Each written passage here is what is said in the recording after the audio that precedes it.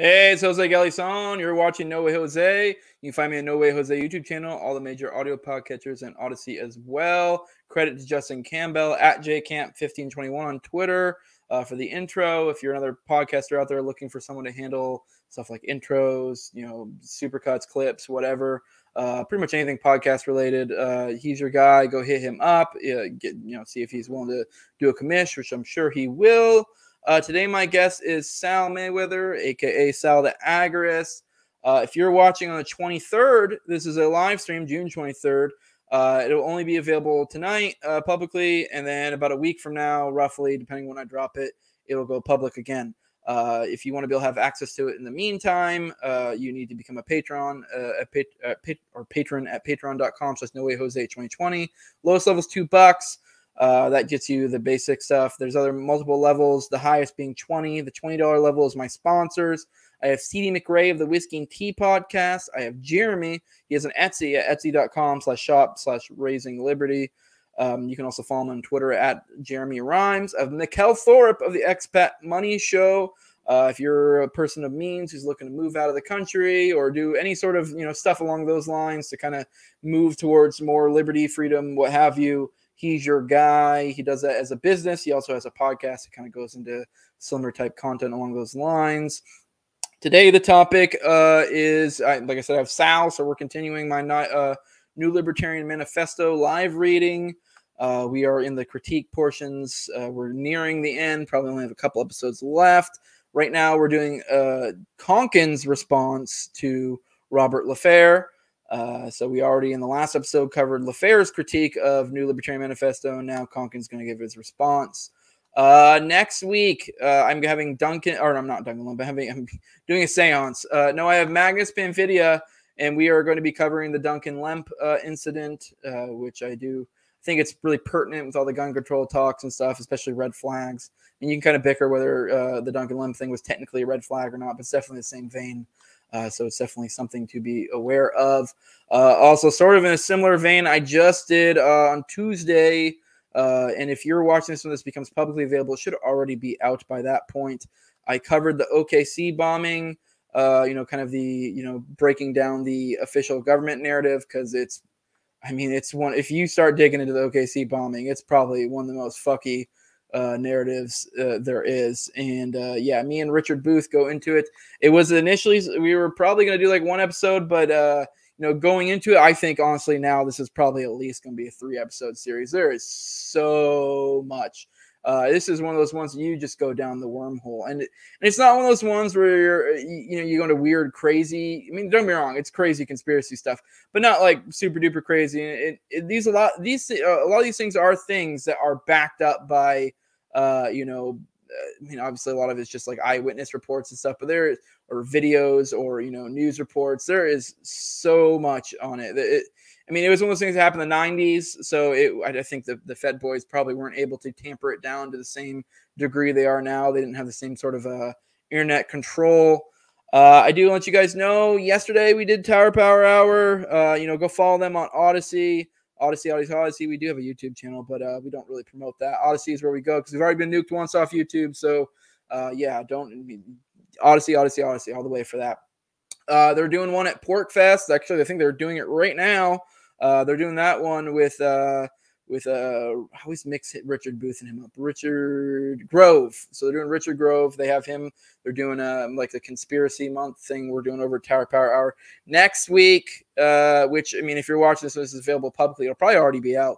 We're having Ryan Dawson on, and we're going to go into probably there's a good chance we might get a second YouTube nuked for this one, because we're going into historical revisionism for the Big H. I'll put it that way just to guard my account, because I'm not quite ready for that heat. But Tower Power Hour, we've gone accustomed to being nuked. We're developing a good following over Odyssey, so it is what it is. If anything, I prefer getting it nuked over and over again to keep moving people over Odyssey. All right, TopLobsta, go check out his work. You can get my merch there. You can get Tower Power merch. You can get Naturalist Capitalist merch. You can Break the Cycle merch. You can get Liberty Lockdown merch. All sorts of other merch. And then also original stuff he does. Go to toplobsta.com. Use Jose at checkout for that. With that, let's go ahead and get Sal in here and get moving on this. Hey, what's up, man? What's up? How are you, my friend? Good, good, good. What's you been up to these days? I think it's been a couple weeks since we've done this. Yeah, man, just working, staying busy, you know. Yeah, same here. Nothing new. I don't really have anything interesting to talk about. We talked before. I did get nuked off Twitter, so I mean that's probably the newest thing. I'm not too worried about it. It is what it is. I'll come back. Kind of hoping Daddy Elon, I think, just bought it. So I'm hoping he follows through on everything he said he was going to do, so I can come back. We'll see. We'll see how that goes. Approved too, so it looks like it's going to go through. Yeah. So I might be back. That's why I'm kind of holding off on making a new account because I'm like I put in my appeal. They got me for ban evasion, which is legit. I have been ban evading. I've been banned before. But then I put in the appeal. I'm like, I think you have me confused with another fellow. He's not buying until October, though, right? That deal doesn't get finalized until like the fall, so you might have to wait a while. Yeah, maybe. I mean, I don't know. If I'm not gonna wait long, if it's like a week or two, I'll probably bounce and be like, whatever, let's make an account. But I'll probably always keep an eye out in case they bring it back. But I mean, like when they initially Elon was talking about it, there was that like moment where I'm sure you even noticed where there was that like all of a sudden we started getting a ton more followers. Our tweets started hitting a lot harder. Like people there seemed to be going back to old Twitter, and then it seemed like it fell through, and then it kind of slipped back. So I'm hoping kind of it does the whiplash is back. Yeah, again, especially now that it's for real.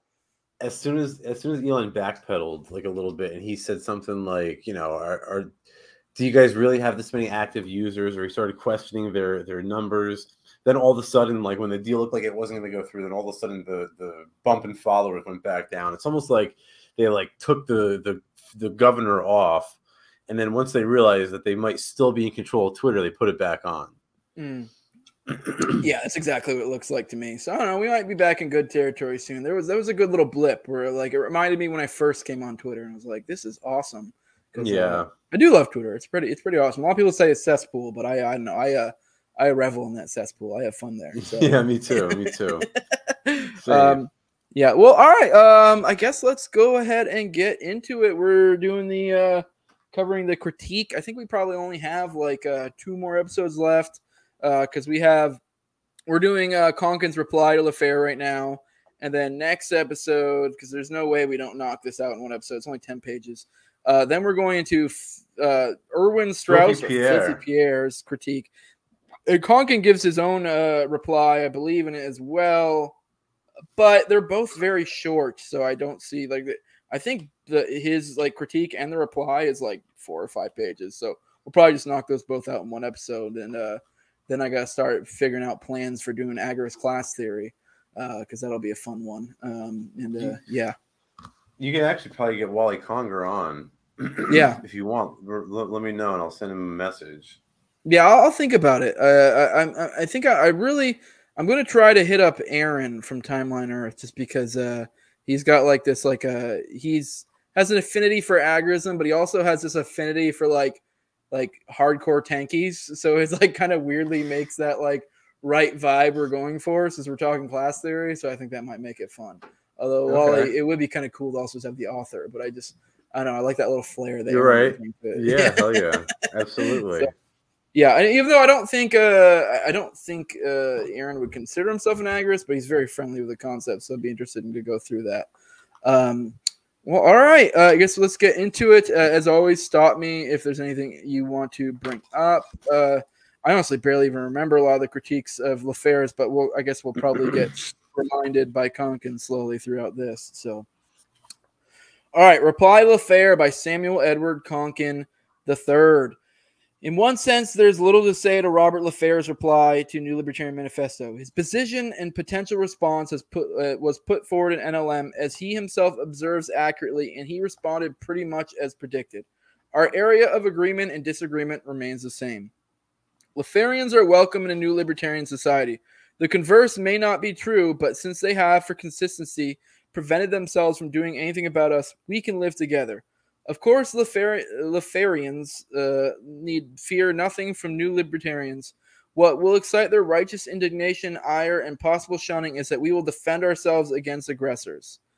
I mean, that kind of reminds me of just the how pacifists and libertarians already interact. So it's kind of like, okay, if you don't want to fight, okay, but I don't think that'll work at large. But that's what Konkin's saying. Yeah. Since the pure LeFevre'ans will never be aggressors, they will wax wroth over the injuries or possible injuries to murderers, thieves, burglars, and rapists, with the heroic self-defenders being the objects of their wrath. Their stingless buzzing, I hasten to add, their biteless bark. Yeah, I mean, but at the same time, though, is like you said, their biteless bark. It's kind of like, okay, whatever, you're going to bitch about us doing about something about people aggressing against us. So, okay. Whatever. You're not going to do anything about it, so who cares? You good? You gonna say something? No, I mean, I don't know. I see LeFevre's point when it comes to like nonviolence, but I think Konkin's right that the whole concept of self-defense precludes pacifism. Yeah. So at the end of the day, it does. Konkin is right. Yeah, I mean, I think generally speaking, like I think we may have talked about this in a previous episode, like if somebody did something to you, especially specifically in like a agorist world or whatever, and time has elapsed, you're no longer in a position where you feel at danger or whatever. I do think it's silly to just go and like commit violence in return or something. There's a difference between that and self-defense, because I think obviously self-defense, you're trying to prevent the thing from happening. You're in a position where you could be hurt, and it's like, well, if it's me or you, fuck you. That's kind of my position. But if it's a thing where it's after the fact and you have routes to go through that can peacefully resolve it without aggravating the situation further, it seems kind of pointless. So exactly right. Yeah. If you add to that, no, that's pretty much what I was thinking too. LeFevre has done more to increase our ranks than any individual other than Murray Rothbard. It is truly instructive in the diversity of the movement of libertarians to see the total orthogonality, I don't even know what the fuck that means, of his critique of NLM compared to Rothbard's. The two views are perpendicular with no overlap. Oh, okay. I think I can tell by context what he means. So they have very, very different critiques, almost opposite critiques. LeFevre accepts what Rothbard rejects and vice versa, although there is area in the later advanced section that both are expectedly unsure of. Although LeFevre has radicalized and galvanized hundreds of thousands of libertarians, a clear majority of them remain detached from his pacifism, even though it is his core and absorb the outer layers of his ideology, which turn out to be very pure libertarianism. His presentation is superb due to his will, skill, and actor's training. I mean, that kind of reminds me of a lot of other. There's some, I'm not gonna name any names, but not that I'm like. I guess actually, you know what? Fuck it, I don't care. Robert Murphy, he's a well-known pacifist, and I mean, I've never really done a deep dive in a lot of his stuff, and I think a lot of people get a lot of good stuff out of him, but they just don't take his pacifism, and I think that's kind of similar to what Konkin's kind of saying here about LeFevre, and I don't know. I've never really taken a deep dive in like Bob's or even LeFevre's versions of pacifism. So maybe I might find more to agree on than I don't. Because I believe I even heard Bob say somewhere that if he was in a position like he had to use violence to defend his family or something, he would. But he's not saying that it would be right or something weird like that. And you're like, okay, well now we're just kind of semantics. Like, what are we talking about here? Like, okay, I don't know. I guess the idea that you say wouldn't be right, but you'd say just because of the situation you would. I don't know. I might be wrong. I feel like I vaguely say that. It's sort of odd that Konkin takes this line of approach, though, because agorism is sort of closer to pacifism than any other branch of anarchism. Right? It's got the least amount of violence other than pacifism, but pacifism won't work because it doesn't have any. There's no way to defend property. That's the whole issue. And other than that, really, it's the only time that an agorist will ever employ violence. At that point, it's not violence; it's defense. Yeah, and the thing is, like, I remember in earlier chapters or parts of this, me and you went pretty deep in this, and I can't remember if there were points where Konkin did kind of concede to aggression per se. I mean, obviously he's fine with violence, but there might have been aspects, I can't remember. But for the most part, it might even be, depending on how you interpret it, the agorist system that he lays down, or just what he lays down in general, which I think he even kind of puts it in a lot of anarchist writers and a lot of libertarian writers do this. They'll kind of propose this idea of how it should be, but they'll concede that, like, hey, this is just one idea. This is just kind of my musings on it. Obviously, in a free market, there may be something better comes along. This is just something. Right. This is me giving you an idea so you can kind of imagine what we're getting at. But, in Konkin's one, I'm pretty sure, depending on how you interpret it, there's no aggression. So, like, yes, violence, but no aggression. And that's the difference. So that's the important distinction. And in LeFevre's view, there's not even that. Yeah. Right. That's the difference. LeFevre doesn't even have room for that. Yeah, I wouldn't say he conflates the two, but to him, the distinction is kind of meaningless. It sounds to me that he's kind of saying they're both bad, whether it's aggression or violence. Yeah, it's not necessarily. And the thing with pacifism, it's very misunderstood because most anarchists, there's no really major content creator anarchists, especially in the internet nowadays, that are representing the pacifist movement. It's very misunderstood. It's actually, it can be a highly effective strategy if you do it like Martin Luther King did it. Like, look at how effective he was, and he was a pacifist. Look at Gandhi; he was a pacifist. Thoreau was a pacifist. These are some of the most effective anarchists in history. Tolstoy. So it's like it can work, but at the end of the day, it's a great strategy for overcoming the state. But there can't be a society based around that. You need private property in a free society. Yeah. One characteristic about LeFevre's position, often neglected, is all the innovations he has introduced to the philosophy. The pacifist principle drives him to find the most ingenious methods to accomplish protection, defense, and evasion of aggression. That's a interesting point. A few of the best of his followers are students who remain true to his basic position. Richard Radford, Caroline Roppert-Deo, Linda Abrams, Cy and Ricky Leon, and Harry Brown come readily mind. Harry Brown was a pacifist? I did not know that. All right. He ran for office, so I mean, I don't know how much of a pacifist he could have been. I don't know. I mean, I'd have to dig into him because it really depends how people define things. I don't know. You get into a wormhole, and I've never really gone into. I was just kind of surprised that name came up in this. But yeah, show the same ingenuity and innovative tendency. We self-defending libertarians can put up with an awful lot of annoyance at being hectored about our violent tendencies or rhetoric in exchange for the value of the product of that pacifist-motivated research. The less to be spent on the overhead of self-defense, the better. Could anything be closer to a universal good? That's a good point. I like that. He's kind of making the point that, like, well, I may not agree with it. Like, obviously, like, in a certain sense, it's kind of almost borderline the ideal. So if we can get to a situation to where we don't need to use even violence, whether it's aggressive or not, obviously it's preferable. I guess that's kind of almost what I was getting at earlier. That's kind of almost what I was getting at earlier. Like, it's kind of the difference between, like if I'm being attacked, like obviously if there is a recourse that you can take that is the most effective and is also results in less violence, that's preferable. So like if there's, if you're in a situation, it's kind of the idea like, I don't know, how do I put this? Like if you're able to escape or some shit, like you're about to be jumped. If you're able to escape, it's probably preferable. But, most times if say you have a gun on you, it's like, well, I'm going to do what I got to do. This is the most efficient thing at the period in time. So, right. But obviously if it was more expedient, it would be, and less violent, that would be preferable. So it's always going to be preferable in a certain sense. That's the ideal, to have less violence. Even if you are being aggressive on, if you can somehow reduce the violence that's occurring, that's great. But at the end of the day, like, I mean, we're living in fantasy land. I mean, if you're in a certain situation where you got to use violence, you got to use violence. So, What's the quote from The Godfather when he says to Michael, he goes, or he says to Tom, he goes, Tom, I'm a businessman. He goes, violence is expensive. You know what I mean? So it's like, that's true. That's true of agorism as well. Yes.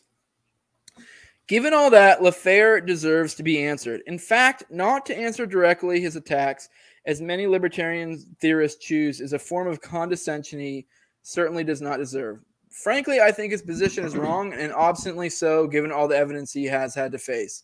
But there's nothing ignoble or demeaning about it. Putting the pacifism principle in one's mind seems to have the effect of ingesting a psychoactive drug. Flashes of brilliant insight and otherwise inconceivable innovation and invention result, but mostly what comes out is a distorted view of reality. This view seems warped to the straight observer, though it makes perfect sense to the psychonaut. Ooh, I had a little burp there. Yet with time and observations, the internal logic to the warp is discernible to the observer. Passing over the mutual appreciation section of LeFevre's reply, and we do concur in much, one comes to the criticism. Of course, it is assumed that one has read New Libertarian Manifesto before reading this, But even so, a translation of LeFevre's warp factor may help no end. First, as far as lecturing libertarians on integrity and making sure they know I'm not telling them to break natural law, I do not believe a libertarian could possibly read NLM and think otherwise. Perhaps some non-libertarian might see such a call to indiscriminate law breaking, but I'm clearly not the one to reach those with such a lack of reasoning ability. That's a good point. I mean, and I think that if I remember correctly, I believe that was kind of one of LeFevre's critiques. He was kind of making the point that, oh, you're just saying everyone's just go break the law. And I mean, that's kind of like one of those low-brow criticisms. In the beginning of his critique, that's what he was saying. It was all like sort of like straw man and like, you know, you're telling everybody to break the law and nobody's going to do that. That's not how people live their lives and so on and so forth. Yeah, which is kind of like a lowbrow critique we frequently get as agorists, which I mean, honestly, usually I just respond with like kind of Chad yes them. But if we were actually to have like a conversation, I'm like, I mean, like obviously, no, that's kind of retarded. I'm not just saying discriminately go break laws. Like, I mean, have a little reason. Now, if it's a law that you know, like, is like there's no moral factor to it, there's nothing wrong with it aside from whatever morality you overlay from some legal thing you conflate or some shit, then like if it's just like say with taxes is a great example, and it's a common thing with agorism. If it's a tax thing, if you're able to break the law and get away with it, it's taxes. Like, who gives a shit? Like, there is a philosophy though of anarchism that believes in it. It's called illegalism, right? And it's a distinct and separate philosophy. It has nothing to do with agorism. But if that's what those people are into, I think those people just conflate the two philosophies because they don't know any better. Yeah, and I mean, like, and I can sort of see how people get confused, but it's kind of like we're more or less just saying just see the law as more of a roadblock, and like if you're able to get around it. If you're not, you know, you deal with it and you move on. You take your lumps and keep moving. So, right, they're confusing the black markets with the red markets. Yep. Perhaps we need anarcho-therapists for those whose brains have been turned to jelly by overdoses of statism. And while I may have been burned as often as LeFevre in market transactions with alleged libertarians, I have prepared for sale-appropriate whitelists of untrustworthy types. As whitelisting is developed by the counter economy, the rip-off rate should rapidly fall. I consider the burns I have experienced to be a startup cost of the Agora. Real quick, Larry has a super chat. Made you look, and you sure did, Larry. I appreciate the $10. What's up, Larry? I love it when you pop in here. It's like your go-to. Made you look, and you do frequently make me look, and I appreciate you making me look. So, by the way, is there a link? I should probably be sharing this link on social media, shouldn't I? I always stream to the Tower Power Hour page, so there's that. Okay. So you can share that if you want to while I'm talking or whatever. But yeah, and then like I said, I'll share it in like a week or some shit. So, all right, where the fuck was I? All right, I guess there's a little bit of talk on, but not much. He just brings up the point in that last bit about how you can kind of make lists of people who are untrustworthy, you know. And I guess that was kind of his response to the legalism type perspective is like, hey, we're not just saying just go break laws like willy-nilly. Like, obviously, if it's something immoral, we can develop our own ways of dealing with those. No, that was when LeFevre was saying how like you know, people are untrustworthy and how he's had bad experiences with people. You remember all that bullshit? Yeah, that was awful. Konkin, yeah, it was terrible. It wasn't even a real critique. We shouldn't even spend time discussing it, but he brought it up. So like Konkin said, it deserves a response. But it's weird that he even brought it up because like that's like a lowbrow anarchy libertarian critique in general. So like it's weird that like you would use it for a specific like agorism. Like I don't know, like if you're it's someone a shitty in the critique anarchy, at all. Yeah. It's just weird for someone in the libertarian / like anarchy realm to even make that critique because it's like that's like 101 shit that like most people have already been like, well, we'll have ways. That's super easy. Like you brought up the white list. It's like, well, you know, people don't like doing business with shitty people. Okay. it's funny. It's always been that way too. I mean, there's multiple examples in history of like when people just refuse to do like when Lincoln was trying to impose dollars on California and California was using gold. And if any merchant who wanted to use dollars was whitelisted, and that's it, nobody would trade with you. Walter Block suggests it in his book Defending the Undefendable, when he talks about how your reputation doesn't actually belong to you. It belongs to the people. It's like exists in the minds of the public. He goes to, like, in reality, there might be a whole list of people who aren't trustworthy that gets published in newspapers and stuff like that.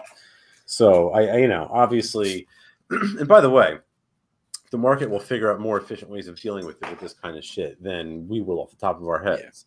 Yeah. If I remember correctly, I believe Block, that was in kind of response to like him being against like libel laws and shit. What's up? I can't hear you. Can you hear me? Hold up 1 second. I don't know what happened. All right. Well, I'll wait a second. Anyone in the live chat want to tell me if you can hear me? All right. Boo, boo, boo, boo, boo, boo. Are you there? Yeah, I'm here. Let me check my settings. I got nothing. Switch the audio too. I'm good. I'm good on my end. All right. That's really weird. All right. What the fuck? Give me 1 second. I'm going to pop out and pop back in. All right. All right. Well, if anyone in the chat want to ask anything, here's your time. What the hell? No. All right. Well, we are waiting for Sal right now, and I can't have dead space because that's not good. I guess it's a good time to remind you guys, whenever this drops, please share. Especially like I mentioned earlier, my Twitter is nuked, so that was one of my big ways to promote the show. So definitely help out if people like you will share my content. I mean, obviously, if you don't find any value in it, then probably don't share. But if this is something you enjoy and you like, please share. That way, maybe other people can find it and enjoy it. If not, that's cool. Do what you do. I mean, I guess if... All right, we got Sal back. Let's see how this goes. Can you hear me? I can hear you. Oh, my God. Thank God. Yeah, I can hear you. Okay. I don't know what happened. I have no idea what that was about. Weird. All right. Well, let's keep it moving. Yeah, let's hope that doesn't happen. Yeah. Oh, yeah. Larry, you said you can share this with 7 other people in Meatway. You know what? Do that. Numbers are numbers. Thank you, Larry. Yeah, thanks, Larry. LeFevre's point about legal action being out of the question after a black market burn has a strange ring. Surely legal action is out of the question for LeFevreans in any market, white, gray, or black. In fact, even though not LeFevreans in general, new libertarians urge defensive and restorative remedies entirely outside the legal system in all circumstances. No one could possibly threaten you with as much aggression as the state. Calling on the state to eliminate a mugger is like summoning Satan to exercise an imp. I like that. It's funny. That's a good one. Yeah, I guess he said that earlier in the LeFevre made it. We said, I guess I don't remember this critique. Something about that legal actions are out of the question in the black market. Yes, I mean, like, which is and he points out, aptly that this is a weird critique from a pacifist. That's a good thing. That's a good thing that it's out of the hands of the state. That is an odd. I mean, maybe one day I'm going to die for LeFevre because it's like I can't even understand how you make that critique as a pacifist because well, what was your fucking idea? Well, no, I know. Well, he has a whole complicated system, LeFevre, but I don't know. I would assume it's predicated on pacifism, so therefore it would be not with legal action of some sort, or maybe something that you wouldn't necessarily call legal action. So, it'd be anarcho-legal action or whatever the fuck. I'm sure some weird loophole. I think LeFevre's point is more about how do you sort out property claims if you don't have some sort of like in the black market there's no judge you can take your property claims to. It's but that's the whole point. It's all based on market activity, and if it was a free market there would be arbiters and mediators and so on and so forth. Which once again that kind of leads to what Konkin said and I said too. It's kind of like, well, okay, well, like I said, you know more about LeFevre than I do, so it's kind of like, well, what was your fucking idea? Because we're on the same wavelength here. We're both not wanting legal action or quote unquote legal or legal under the current definition of what legal is or whatever state action. There's a great passage in "The Moon is a Harsh Mistress" by Bob Heinlein, my favorite book ever. one of the best anarchist books ever. If you're out there, you definitely need to read it. I don't think you've ever brought that up. No, it's one of the best books of all time. One of the there's a passage in there where Bernardo de la Paz explains the whole judicial process, and that is Bob LeFevre's view. That's where he's getting it from. That's where Heinlein's getting it from. Thanks for joining us, Reardon. Oh, sorry, I didn't mean to step over you. What'd you say? No. I was just gonna say it's all based on voluntary participation and shit like that. It's very Bob Murphy-ish. Yeah. Which, I mean, once again, I guess it would be, voluntary. That would be something that'd be right. You could do in the Agora or whatever. But exactly. Our parting of the ways begins where LeFevre sees good laws in the books of the state, and that ties in with his later claim that Agorists would need a legal system to enforce restoration of property. What he seems to fail to perceive in New Libertarians and most other anarchist libertarians is that we object to the nationalization of the business of justice by the state. That's a good point. I've done a whole episode on that. God, which one was it? It was the one I did, one of the Anarchist Handbook episodes with Keith Knight. God, I wish I could remember which one it was. It was a really good one. It was kind of on the idea of how a legal system would work in a free world, and kind of the idea that it'd be insanely decentralized. You could have crazy laws in Cali that for those commies love, and then we have our freedom laws in New Hampshire or Florida or whatever, what have you, and whatever. Obviously it's not ideal over in Cali if they're doing some shit that we find bad, but whatever. It's this is a decentralization of laws is the best way to go. God, I wish I could remember his name. It's really gonna bug me. I'll remember it later. But yeah, it was a good one. There are no laws that the state could have in common with a market agency because the former must legislate with status execution written to the law. Market restorers and prosecutors will follow natural law, which is discovered by observation like any phenomenon in nature, and apply the natural response or the optimal one among many. Moving onward, we find a peon. I don't know what the hell that word is. A peon. Peon. Peon, I didn't think there's a peon spelled. Whatever. To self-discipline. Here. When LeFevre challenges me on consistency, however, he does strike to the quick. He claims that I accept the right to one's life and property and then deny it to an aggressor. But if I yielded up the property of the victim to the aggressor when I could restore it, then I would be violating my consistency. As far as I am concerned, the aggressor has opened the boundary of his property, not just land property we're talking about, and open up a passage to the stolen property, which is and was never within his boundary, which I reseal after regaining the missing item. That's an interesting way to put it. Yeah. The aggressor has voluntarily chosen to open that path. The victim has agreed to nothing. Should the victim neglect any retrieval of her or his goods, I have the right delegated to do so. The sanction of the aggressor is given to the victim the moment the attack is initiated by the will of the aggressor. I mean, I guess to put it simply, what he's saying here is if I fucking stole Sal's toaster, Sal is fully within his rights to march on down to my house, come in my house, take the toaster, and if I try to get in his face, he can fucking push me out of the way and say, "That's my fucking toaster, dog," and get it the fuck out of there. It's like that meme. It's like that meme where it's like, why do you value? It's like the meme where they critique us and they're like, "Hey, why do you value your property more than somebody else's life?" And then the response is like, "Well, why do they value my things more than their life?" That's the real question, right? Yeah. No, for real. Like, you're the one who fucked up. So, the aggressor is voluntary. Oh, no, I already said that. LeFevre chooses to look at the world from the irrational eyes of the aggressor who wishes to initiate his action and be free of its consequences.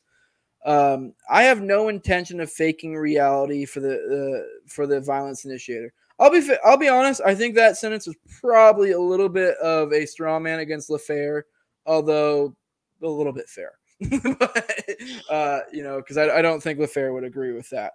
I would think he probably makes the case that just that violence in general is not a good thing. Which, I mean, okay, whatever. I kind of disagree. I'm a big fan of violence in the right situations. I have no intention of faking reality for the violence initiator. Perhaps he can evade apprehension for his theft or attack as one who jumps a cliff can be wafted away in a strong updraft. But the natural consequence of gravity is fall to one's death, and the natural consequence of invasion is restoration. To make it perfectly clear, well said. Yeah.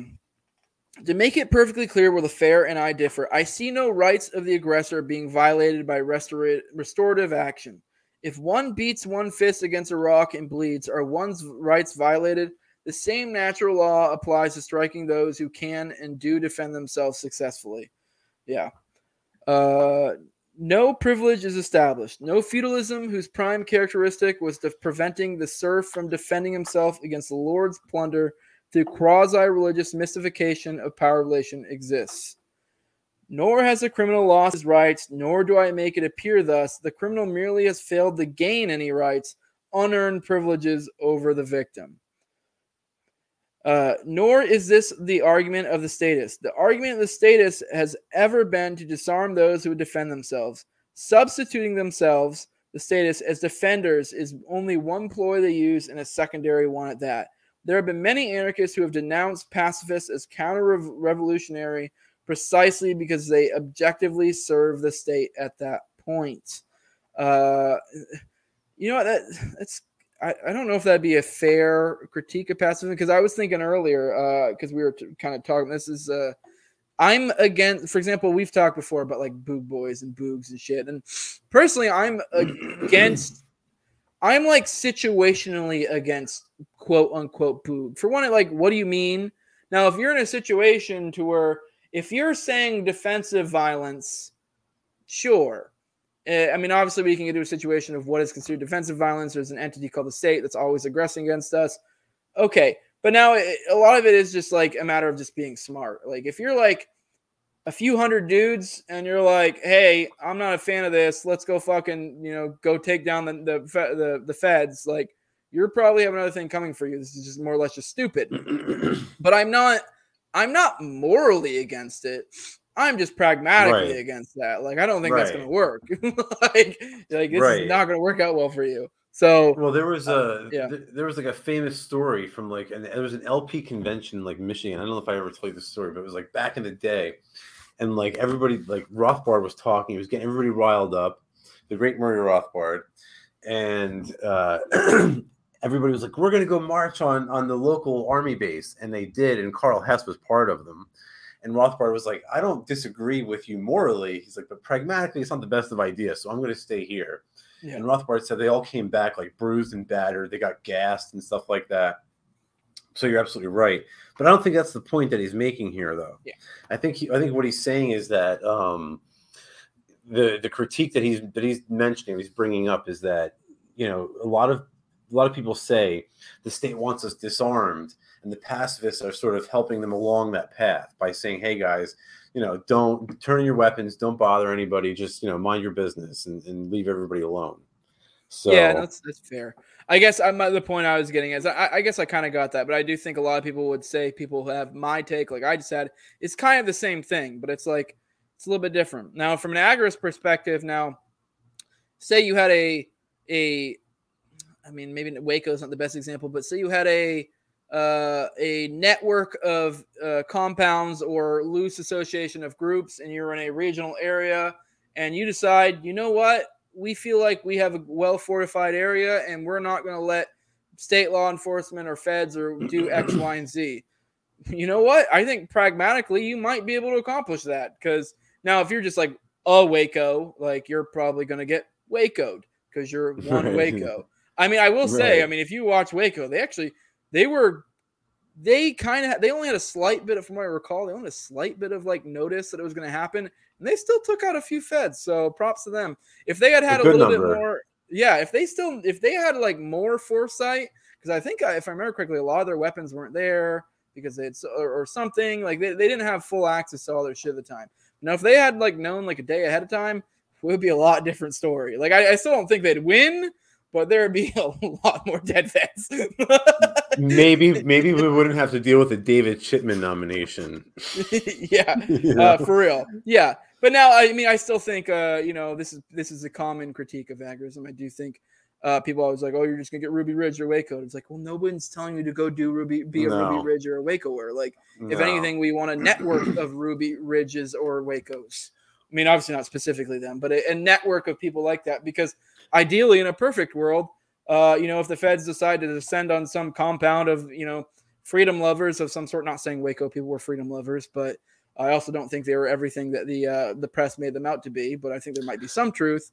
But ideally, in that situation, they then get on their comms or whatever they have, and they put out a call for help, and all of a sudden, now the Fed boys or whoever did it have a swarm about them, telling them to fuck off and get out of here. And like there have been situations like that in the past. I wish I could remember. There was some like Boog type situations where they were starting to get organized in the initial. And I think there were a couple situations where the Fed started to do stuff, and this is where they started to develop comms, and then like people kind of like gathered up, and then they just kind of like backed off because they're like, not a good idea. We're gonna get fucked. So there's a lot of power in numbers, and especially decentralized numbers, and this is why guerrilla warfare has been like the best war fighting machine for like the eternity. For real. There's only 3 ways to get your freedom back from when it's being taken from you. You can either ask for permission, or you can use violence and take it, or as Agorists prefer, you can use operational security to secure yourself, cryptography, encryption, stuff like that. That's the way to go about it. Rather than having to ask for permission or to use violence, do it. Be the gray man. Blend into the shadows. Don't let them notice you. That's the way to do it. Yeah, and then all along those ways, you're developing connections.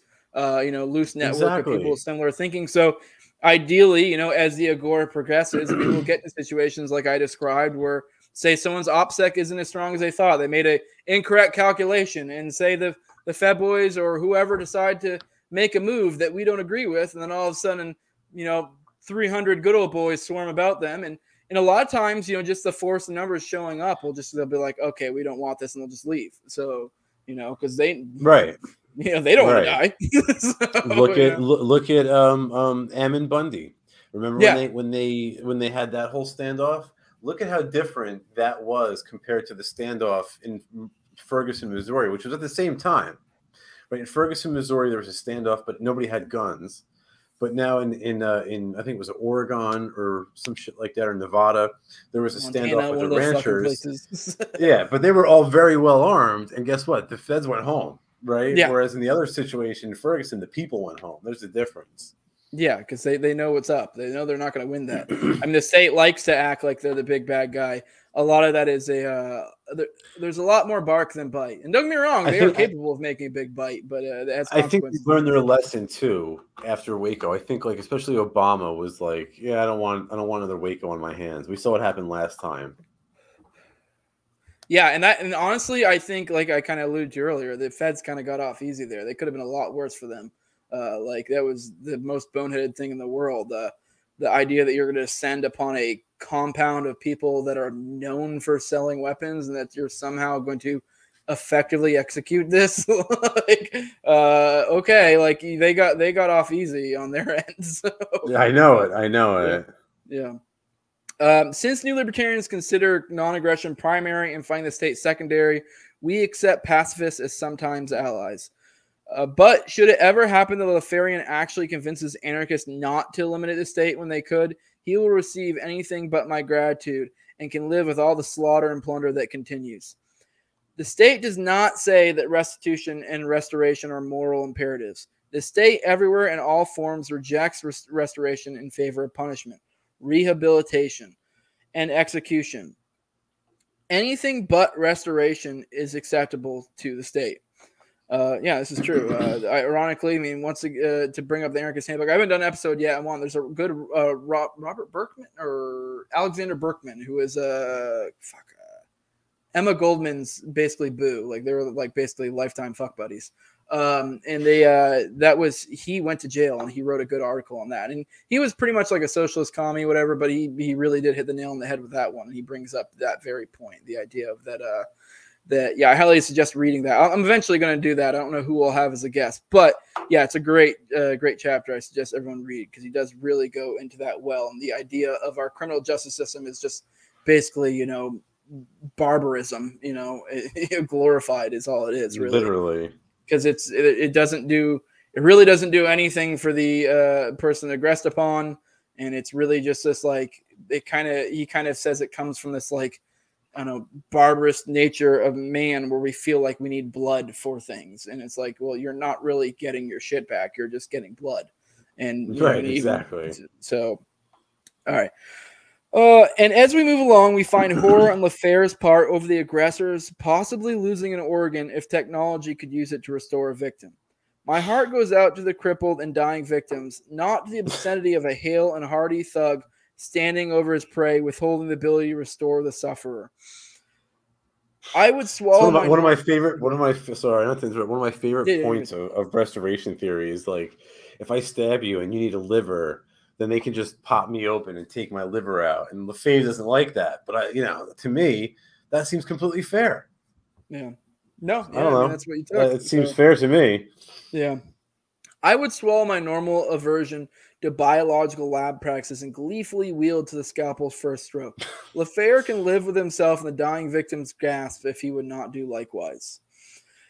Hammurabi did not have anything approaching a restitution/restoration agency. He had its frustrator and enemy, the state. So far, then we deal with different worldviews based on defense versus pacifism. The debate is stimulating and fair. But then LeFevre seems to dump the Marquis of Queensberry. What he sneaks in is the problem of error, of misinterpretation of evidence, and being deliberately misled. My response is too coquet. I forget, there's a certain, I pronounced that totally wrong. But suppose LeFevre is blowing up stumps on his farm and was led to believe that no one was near. Perhaps quite reasonably. Perhaps someone parachuted down a seemingly safe field and boom, LeFevre discovers the mangled remains. Then what if someone wants to get rid of an enemy and leads them to the next step to go, then rushes to assure LeFevre that all is clear? Why should I feel any greater problem with errors in restoration than he sees in any other problems in living? And why should he then bring it up? Surely we will always do our best to act safely. The world is constructed such that human action will always contain the risk of accidental violence done to another. In the Agorist world, prompt restoration will be the best indicator of an accident's nature. True. Yep. That's a good point. Yeah. If I bumped into your car or something like that, and I genuinely felt like an asshole, it was my fault, I'm going to pay you up front as soon as possible. If I was like, hey, no, man, you bumped into me, then we would go to an arbiter or something like that. Yeah, and I mean, accidents happen, but at the same time, it's like, okay, but you're the one who made the accident. It's still on you, so it is what it is. Right. I mean, in his example, he did bring up the one person that someone told him it was clear. I mean, in that example, I feel like it would be on the person who said it was clear to do the restoration. Because, I mean, if I'm about to blow up something and there's someone standing, by the munitions and someone else tells me, yep, you're all good, I feel like it's on them. But right. I don't know. I mean, maybe there's some other theory to go into that, but I mean, that seems pretty clear cut. That's not really my fault at that point. No series of elaborate laws need to be written. Natural law seems blazingly obvious and simple to me and to most disputants for the past thousands of years. Lawyers, LeFevre, and David Friedman notwithstanding.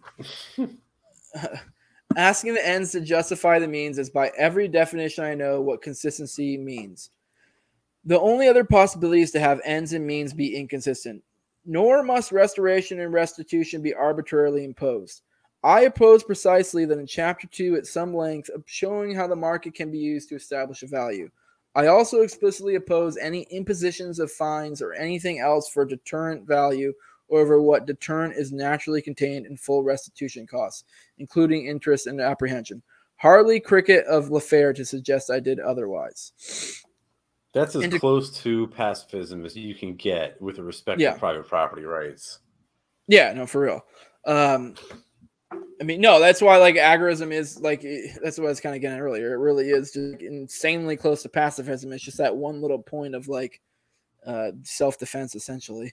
But yeah, which I mean, okay. And to close off this area finally, new libertarians have no insistence of establishing property rights over the perpetrator of the crime, as LeFevre would have it. In fact, again, New Libertarian Manifesto insists on the opposite. No property rights over any individual ever. Only that in which the victim already has rights is to be restored. but no less than his or her than her or his rightful property. All of it. I hate how he says her or his. He always does that.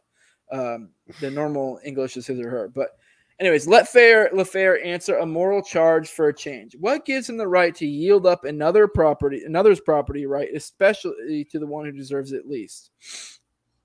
It is fairly clear that my previous statements and articles and accolades for LeFevre, that I have no quarrel with his strategy. In fact, as a tactic, I endorse and practice it fully with the highest success of any tactic. I urge other new libertarians I urge other libertarians to sell others one-on-one if they have any talent or salesmanship. But without a strategy in the package they're offering to sell in this tactical maneuver, there are a lot fewer customers. Here, Rothbard is right. Rothbard was a big critic of pacifism. He was not a fan of it whatsoever. Which I would guess. I mean, I don't think I've ever read anything about Rothbard on that, but I can instinctively tell that would not be something he'd be for. It's almost like, though, if you're reading, it's almost like, and this is the point I try to make in the book, Anti-Politics, is that like agorism is sort of the next evolutionary step of pacifism. But it's almost like we took the pacifism doctrine and we just like tweaked it a little bit to add that one exception for self-defense, and now it like fits perfect. Right, like you just make that one adjustment, and now the computer works great. Yeah, no, I agree. LeFevre's hold on reality, or at least the world I thought we shared, gets pretty tenuous near the end. Crimes are never caused by privatation; they are caused by the will and willfulness of an acting individual. Period, including this crime of statism. Why should my observation that transition from phase 3 to phase 4 involves violent revolution betray any of my principles when I make it blindingly clear that it's the state that will initiate the violence without fail? Okay. Yeah, I mean, it's just you almost get caught in this world of perpetual subservience once you concede to the LeFevrean view of pacifism. Yeah. No, because I mean, his kind of point is that the Agora would get to a point to where the state would not ignore it. I don't remember if he calls for the Agoras to actively, offensively take over, or if he's making the point that the state would then, strike back, kind of deal, eventually lash out. Right. But I mean, the distinction is kind of meaningless in a sense. But either way, I wouldn't agree with them aggressing against the state, even though that's like kind of a contradiction in terms in some way. I guess it depends. You really get into like, what are we talking about here? But now, like, if you're going to jails and like kind of like, holding them up and be like, all right, release, certain prisoners or whatever. And then it's like, okay, like someone could make the statist case that these individuals are aggressing against the state here, but it's like, no, kind of like what Konkin's getting at earlier with his idea of like how LeFevre critiques him with his like how to reobtain property type deal. It's like, no, we're just kind of making things right. We're restoring things the way they should be. Exactly. So, the natural state, the market state. Exactly. If I am to take no action to defend myself, I may be a brave pacifist, but if I flee from the right path because I'm threatened with violence, then I am simply a coward. Surely LeFevre would not have me shrink from the agorist society's fulfillment because others threaten violence. I am not responsible for what they and their compulsive evil do, regardless of how predictable I find it. Finally, I have no origin in left-of-center areas, having followed the path of libertarianism from right-wing statism similar to LeFevre's. Perhaps he refers to my greater familiarity with state leftist arguments due to broader reading. I urge him to widen his background similarly. I see no threat of forceful imposition of free market principles. The act is self-contradictory. And I am glad that LeFevre can read the minds of hardcore statists better than I, because we can certainly use his telepathic powers to gather intelligence from the enemy camp. Nonetheless, LeFevre's idea about the state making war only against other states is quickly tossed in history's ample dustbin. The idea that the state makes war only against... What? That's fucking retarded.